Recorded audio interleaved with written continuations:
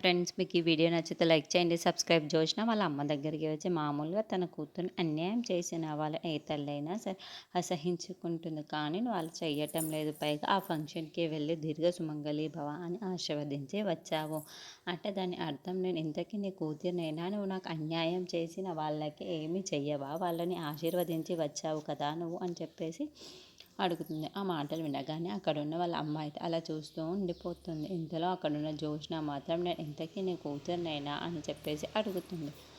ఆ మాటలు వినగానే అక్కడున్న సుమిత్ర అయితే ఒక్కసారిగా షాక్ అయిపోయి జోష్న ఏం మాట్లాడుతున్నావు నువ్వు అని చెప్పేసి అడుగుతుంది. ఇంతలో అక్కడున్న జోష్న మాత్రం అవును నిజమే కదా మరి నువ్వు నాకు బదులు ఆ దీపని దత్తత తీసుకొని పెంచుకోవచ్చు కదా అమ్మ. అలా అయితే నువ్వు ఎప్పటికైతే అప్పుడు వెళ్ళవచ్చు, ఎప్పటికైతే అప్పుడు చూడవచ్చు. నీకు ఎలా కావాలంటే అలా ఆశీర్వదించుకోవచ్చు. నా అలా దొంగచాటు వెళ్ళి అలా కలవాల్సిన అవసరం అంతా ఉండదు కదా.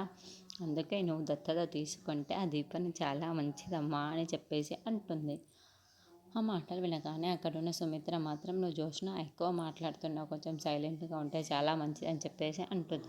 ఇంతలో అక్కడున్న జోష్న మాత్రం అవునమ్మా, వాళ్ళని ఆశీర్వదించి నన్నేమో ఒక పక్కన పెట్టేస్తున్నావు, నువ్వు పక్షపాతం చూపిస్తున్నావు, నీకు ఆ విషయం అర్థం కావటం లేదు. ఎందుకు చెప్పు, నేను ఇంట్లో నుండి వెళ్ళిపోతాను, నువ్వే ఆ దీపని దత్తత తీసుకొని చక్కగా ఉండు ఆ ఇంట్లో అని చెప్పేసి అంటుంది. ఆ మాటలు వినగానే అక్కడున్న సుమిత్రకైతే చాలా కోపం వచ్చేసి జోష్న అని చెప్పేసి తనని కొట్టబోతూ ఉంటుంది. అది చూసిన జోష్న అయితే ఇదొకటే ఉండిపోయిందమ్మా, ఇక కొట్టులే అని చెప్పేసి అంటుంది. అక్కడున్న సుమిత్ర మాత్రం జోష్న నీకు తెలిసి తెలియని మాటలు మాట్లాడకు అని చెప్పేసి అంటూ ఉంటుంది.